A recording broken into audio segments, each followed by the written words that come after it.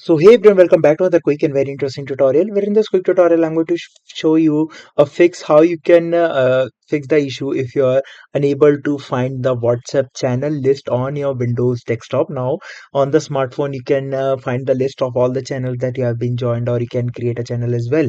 Now in the WhatsApp application, all you need to do is to just simply click on the just simply go to Microsoft Store.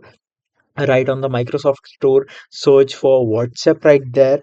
Now, once you search for WhatsApp, all you need to do just simply update the application, because on the latest version of WhatsApp application on Windows, you can get the access to the channels feature as well. Now, for example, if I open the updated WhatsApp application, here on this left side, you can see the option of create of the channels as well. So just simply click over there and I can access the channels that I have been joined to. Alright, so that's it for this tutorial. I hope this video will be helpful for you. Make sure to hit the like button and subscribe button for more such helpful and interesting tutorials.